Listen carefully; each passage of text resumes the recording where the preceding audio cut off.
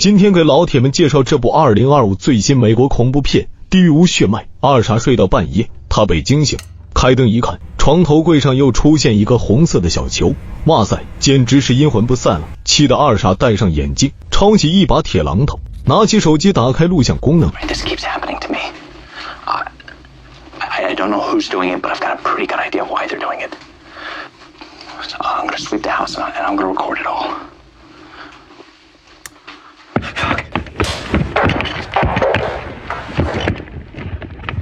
这是二傻被1楼的小丑玩偶吓到，手机没有拿稳掉下来的场景。不过他认为这不是真的，这应该就是阿巴顿镇子上所谓经常出现的幻觉传说。二傻于是小心翼翼地走下去。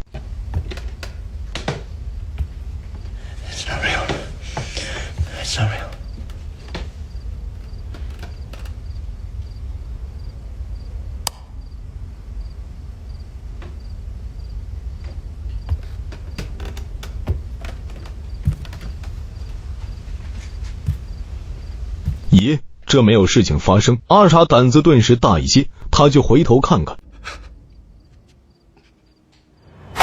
二傻就这样领盒饭去了。那么二傻为什么会被死神盯上？且听金彩彩娓娓道来。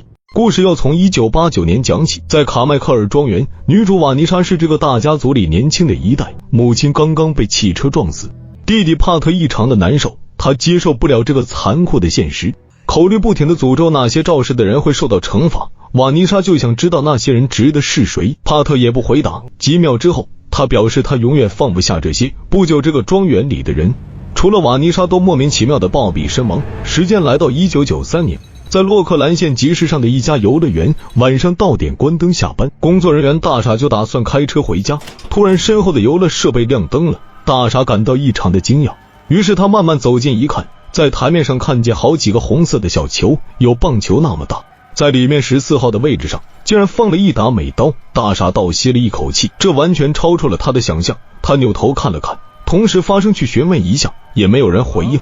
这下大傻觉得那些钱是无主之财，当然是不捡白不捡，于是就从侧门走了进去。不知怎么搞的，里面的灯光开始一闪一闪亮晶晶，而且里面还有一个小丑玩偶。大傻觉得没有什么可怕的，于是迈开双腿来到那把美刀的面前，1秒之间，大傻就把美刀揣进口袋里。可是小丑玩偶的脑袋动了一下，大傻看见了，他非常的吃惊。下一秒，大部分的灯光熄灭，这下可把大傻吓坏了。他看见对外展示的窗口都被封闭住，随即他使劲的推，然而却没有任何的作用。于是大傻就原路返回，突然身后传来声音，没想到小丑玩偶的胳膊竟然掉下来，在那里晃来晃去的，这把大傻看得目瞪口呆。瞬间灯光彻底熄灭，大傻本能冲向侧门，使劲的撞击，可是一点用也没有，好像还有脚步声，难道小丑玩偶会走路？大傻赶紧掏出打火机，刚好能够暂时的局部点亮照明。此时的大傻已经瑟瑟发抖了，他还是战战兢兢的走向小丑玩偶。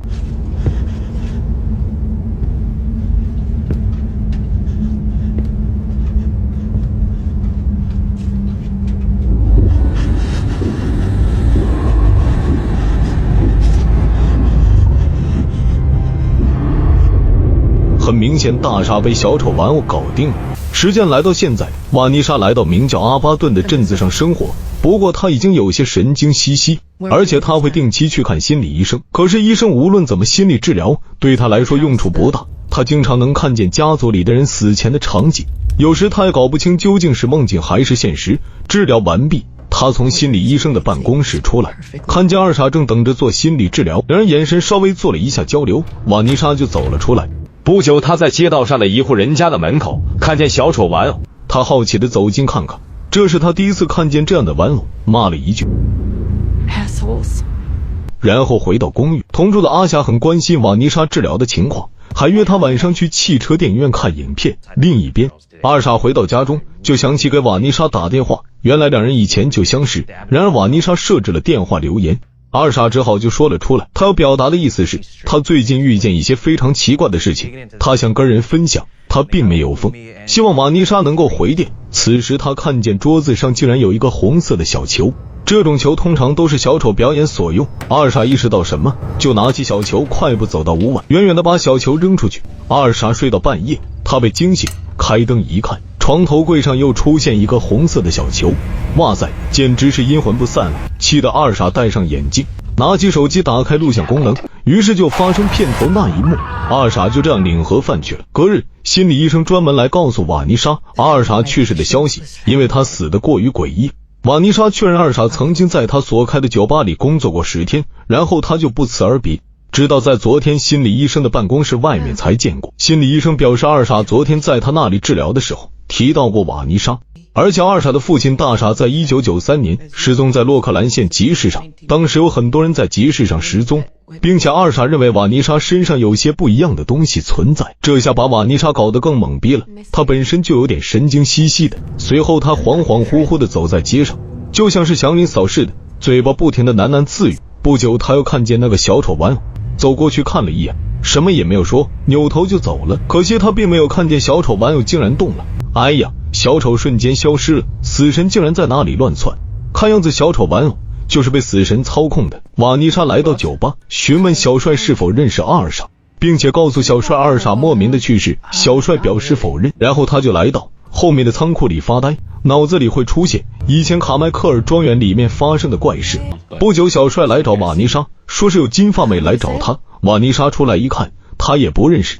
双方落座后，金发妹表示自己是记者，听过别人讲述瓦妮莎的故事，而且知道二傻为什么会给他打电话。He's been seeing things he couldn't explain. 原来金发妹一直在调查卡迈克尔庄园的灭门惨案，而且对庄园里的每个人怎么死都了解得一清二楚。接着他还提供一个线索，就是二傻的父亲大傻就是之前撞死瓦妮莎妈妈的肇事司机，也就是说这些人在死亡之前其实都是有关联的，并且在死亡现场都会出现一个红色的小球。总之，这个阿巴顿镇上失踪的人在生前都有过交集。瓦妮莎对此不感兴趣，反正她自己也是神叨叨的。金发妹走之前，她表示晚上她会去找神父谈谈这件事的。到了晚上，金发妹找到了本地的神父，希望他能解释一些事情。神父听完关于卡迈克尔庄园整个事件的经过，他表示庄园里应该存在一个恶魔，需要到里面驱魔才行，否则这个延续多年的相互关联的杀人事件是不会停止的。但是他肯定不会去的，因为实在是太危险了。金发妹感到极度的失望，但是他没有放弃，表示自己明天下午3点会去卡迈克尔庄园等着神父。与此同时，瓦妮莎在睡梦中被惊醒，她感觉到屋内来人了，于是就爬起来了，看看是怎么回事。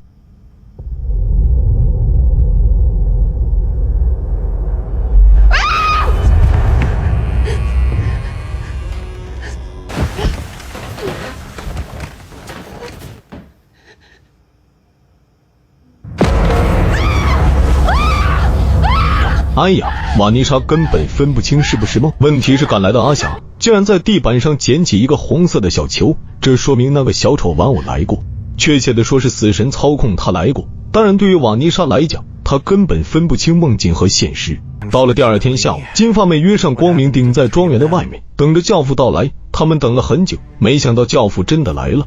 看样子教父还是个大好人，光明顶可不敢进去，于是金发妹领着教父进到里面。他们先是逐一查看每个房间。 Who's there? Show yourself!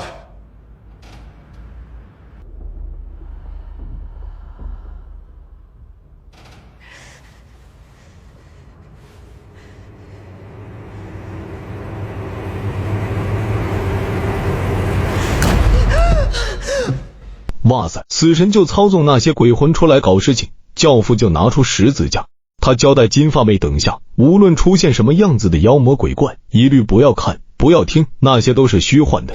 然后他念着圣经开始驱魔，果真陆续出现一些恐怖的场景，神父都带着金发妹避开。与此同时，小帅找到瓦妮莎聊天，突然小帅拿出一个红色的小球，奖励一些怪话，接着他掏出一把手枪，然后爆头自尽。转瞬间，死神把瓦妮莎丢到卡迈克尔庄园外面的草地上。瓦妮莎还以为刚才小帅的自杀只是自己一场梦境而已。到这里咱们可以发现，凡是跟瓦妮莎有过交集的人都会死的。瓦妮莎回到酒吧，看着以前纸条上的文字发呆。另一边，神父和金发妹来到餐厅，神父让金发妹摆好蜡烛并且点燃，神父不停地念着圣经。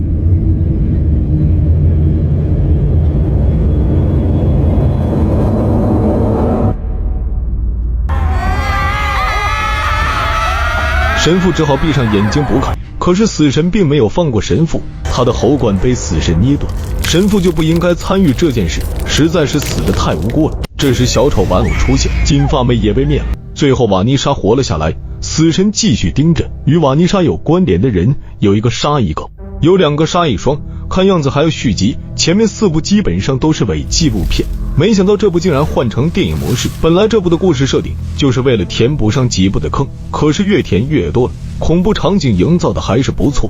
好了，谢谢大家的捧场。